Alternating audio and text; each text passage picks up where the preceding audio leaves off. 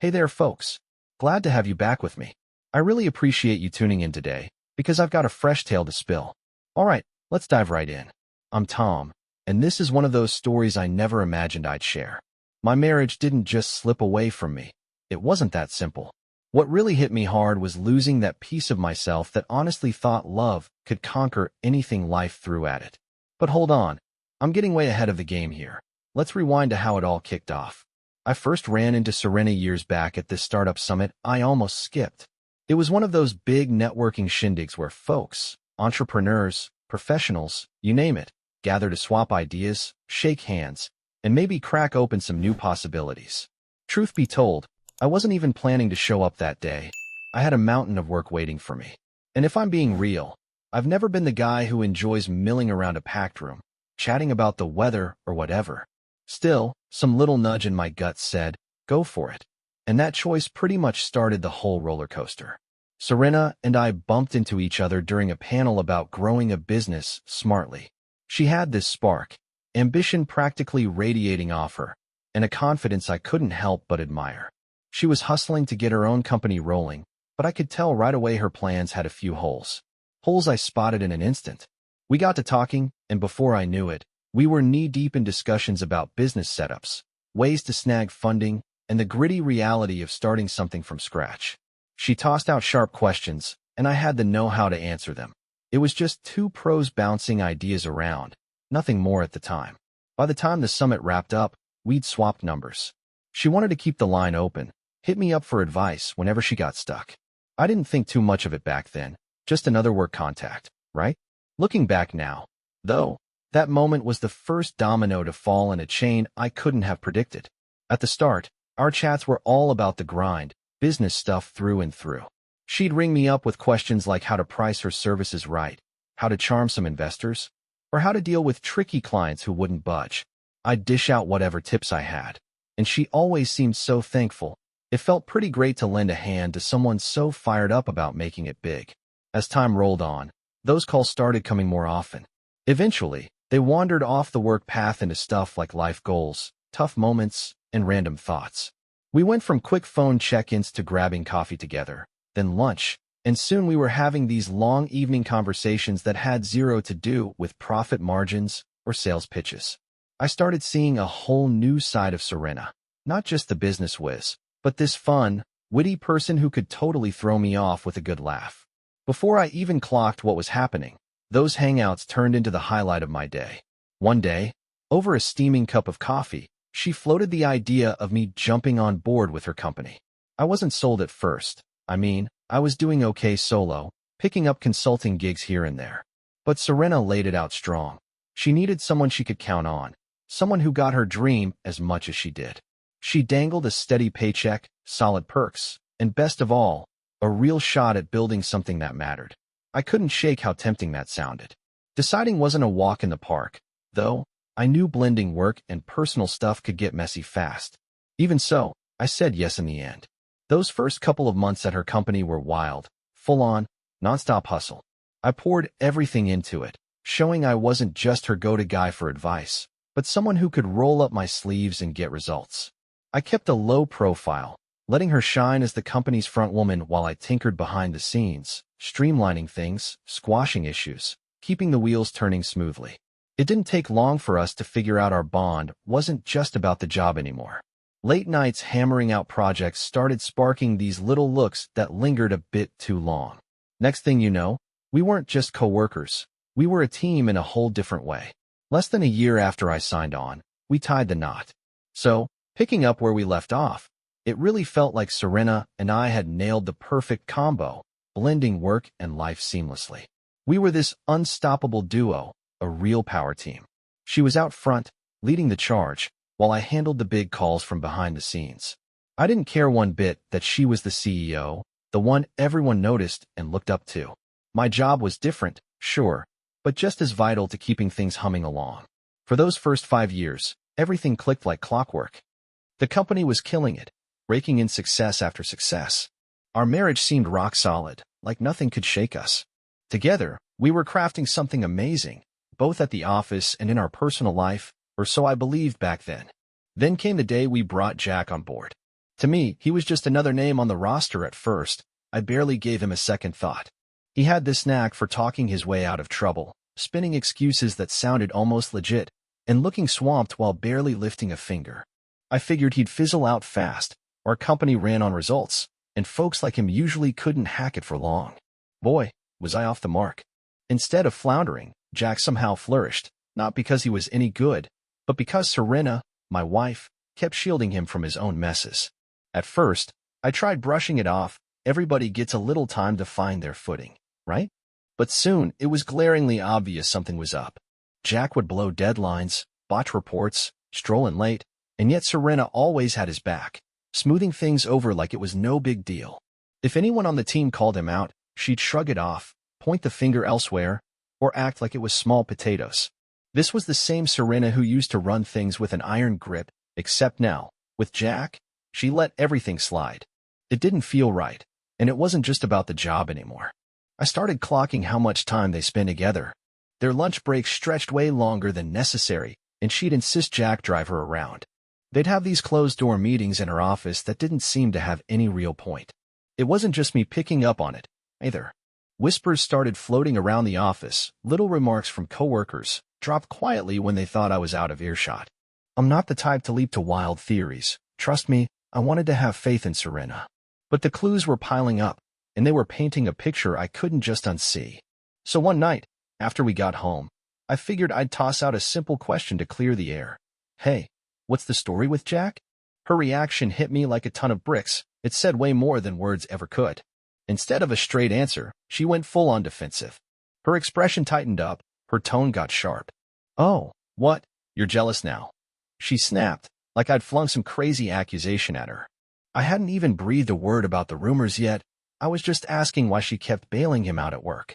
In under a minute, she twisted it all around, making me the jerk for even mentioning it. From then on, bringing up Jack was like hitting a brick wall. If I said his name, she'd roll her eyes, let out a big sigh, or flat out pretend I hadn't spoken. Push it further, and she'd fire back that I was paranoid, insecure, or trying to boss her around. It was like something in her had shifted. She wasn't the same Sorenna anymore. The woman who used to lean on my input, who would ask my take on practically everything, now treated my worries like they were beneath her. That's when it sank in. Somewhere along the way, my wife had stopped valuing what I thought, and I had no clue how to turn it back. Things got tougher to shrug off when these so-called business trips popped up.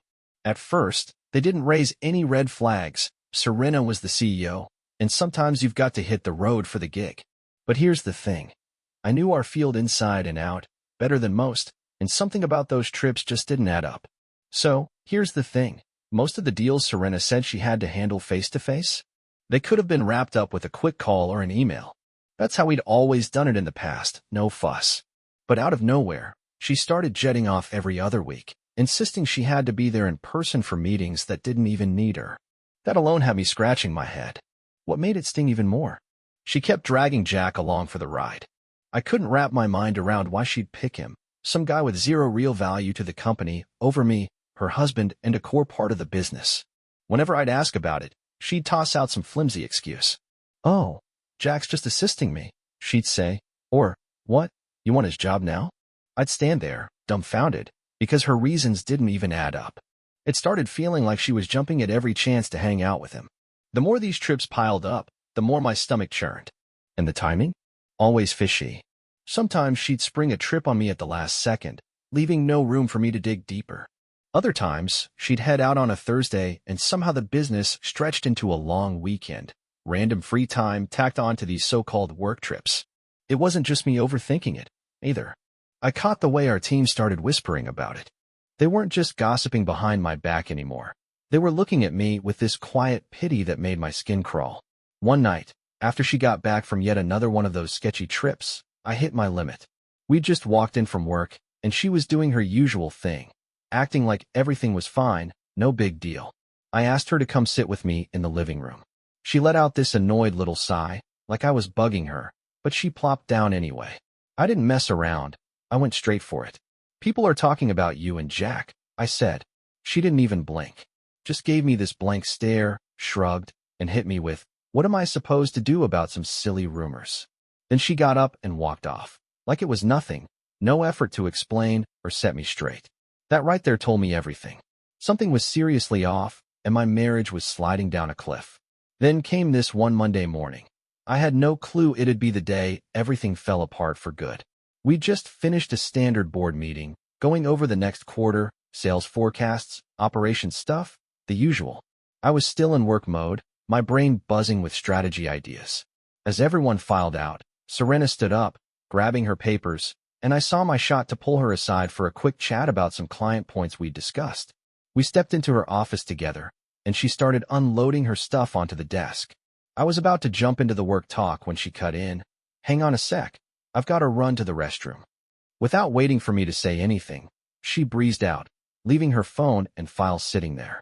The second she was gone, her screen lit up, a notification pinged. I didn't mean to snoop, but my eyes flicked to it, and what I saw froze me solid. It was a text from Jack. "Wow, you're stunning in that dress today. I'd love to get cozy with you still in it." For a few heartbeats, I couldn't even move.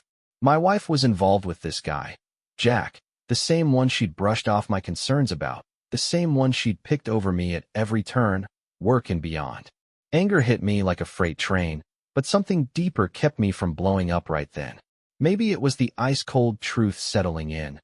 No matter what she said, it wouldn't erase what I'd just read. The evidence was staring me in the face, plain as day. My hands were trembling, but I grabbed my phone and snapped a photo of the message. I knew if I faced her without it, she'd spin some story, make me doubt myself, call it a misunderstanding, or say I was overreacting. I wasn't letting her dodge this one. I shoved my phone back in my pocket, turned on my heel, and walked out of her office. I didn't stick around for her to come back. I didn't trust myself to keep cool if I had to look at her right then.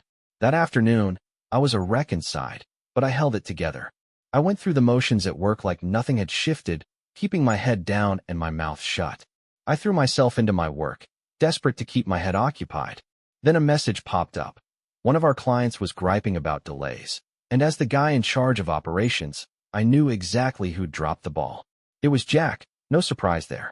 He'd let deadlines slip through his fingers, forgotten to follow up, and fumbled things so badly it cost us time and cash. So I did what I always did.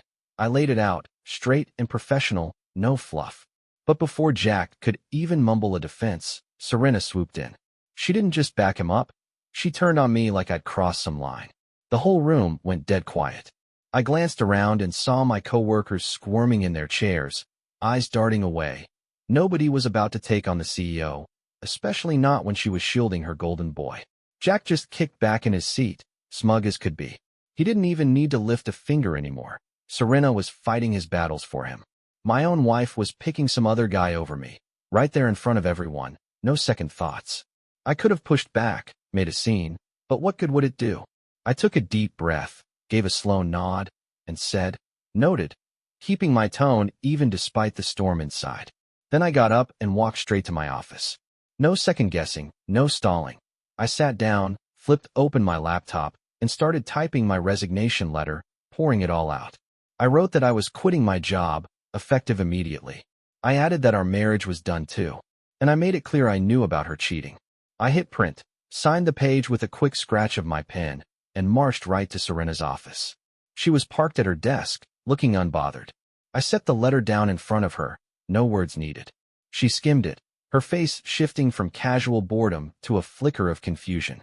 She looked up at me, lips parting like she had something to say, but I didn't stick around to hear it.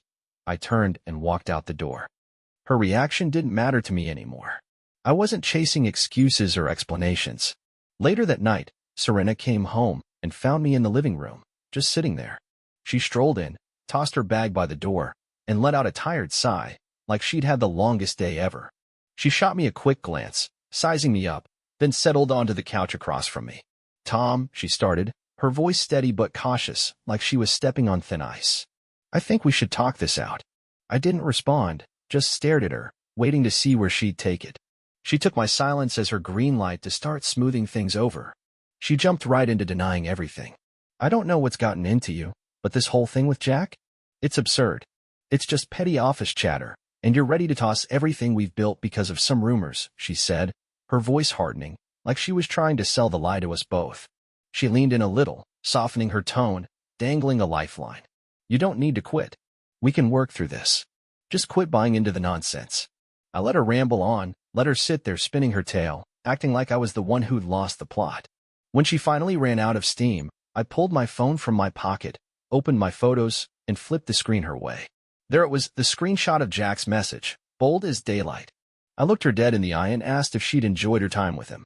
Her jaw dropped just a bit, like she wanted to fire back, but nothing came out. It was done, and she knew it. She blinked a few times, probably scrambling for some last-ditch excuse. But there wasn't a single thing she could say to dig herself out of that hole. The evidence was staring us both down, and I was done swallowing any more of her excuses. After this heavy, awkward silence stretched on, she finally let out a tired breath, like the fight had drained out of her. "What do you want from me?" she asked, her voice softer now, almost resigned. Just like that, the whole tone shifted. She wasn't begging me to stick around anymore. She was scrambling to limit the damage. I laid it out plain and simple. I wanted a clean split. No messy courtroom drama. No endless back-and-forth haggling. I told her I was taking my fair share of the company, half of it, to be exact. I'd poured years into building that business from the ground up, and I wasn't about to leave with nothing to show for it. She paused for a beat, probably weighing her next move. But deep down, she knew she was cornered. A big public mess would tank her image, and she cared way too much about how people saw her to risk that. So she nodded and agreed. I walked away with half the company plus a few extra perks to make sure I wasn't starting over from zero. And the very first thing I did with that leverage? I cut Jack loose, a quick termination notice, and he was out the door for good. But I didn't just stop there. In our line of work, who you know matters just as much as what you do, and I'd built up a solid network over the years. I picked up the phone, shot off a few messages, and within days, Jack's name was mud. Nobody in the industry would touch him. His free ride on Sorenna's coattails screeched to a halt, and I made sure of it. After that, Sorenna and I barely said a word to each other, just handled the paperwork, signed the dotted lines, and called it a day. She still runs her half of the business, while I manage my piece from a distance as an owner. One thing's crystal clear now, though. She's not the one calling the shots anymore. I am. Even with all that settled, there's this one question I can't shake loose. Was it a bad call to join my wife's company in the first place? Looking back, I can see how naive I was. When she first invited me aboard, I took it as this big gesture of love and faith in us. I figured we were creating something special together, a real partnership, blending marriage and work into one big dream. But what I didn't get back then is there's a huge difference between teaming up with someone and answering to them, especially when that someone's your spouse. Power has a way of twisting people. The second one person's got the upper hand, everything changes, and I was too smitten to notice it creeping in. I let my heart fuzz up my thinking. All those red flags? I brushed them off, too caught up in the glow to see straight. Before long, I'd gone from her husband to her employee, and eventually, just some guy she could overlook. Then there's this other nagging thought I can't dodge. Did I let love trick me into ignoring how uneven power can mess things up? I never saw Sorenna cheating coming, not in a million years, but maybe I should have braced myself for something to break. I figured my loyalty would guarantee hers, that my hard work would keep me in her good graces. Truth is, once she saw herself as the boss, my value in her eyes started fading. I wasn't her equal anymore. To her, I turned into just another cog in her machine, something she could swap out or shove aside whenever she pleased. Love didn't shield me from that slide, not one bit. And that brings me to the big question that keeps circling my head more than I'd care to admit. Did I let her off too lightly? Sure. I took half the company, kicked Jack to the curb, and made sure he'd never bounce back in our field. But was that enough to call it even? There were times I wondered about going harder, taking more, making sure Sorenna felt the same sting of betrayal and embarrassment I did. Part of me thinks I could have claimed it all, maybe even aired her dirty laundry for everyone to see. But that's just how I see it. Could be I'm spot on, could be I'm off base. What's your take? Should I have pushed for more? Fought tooth and nail? Or did I play it right? Drop your thoughts in the comments. I'm genuinely curious what you all think. And that's where I'll leave it for now. Thanks for sticking with me through this wild ride. Catch you in the next one.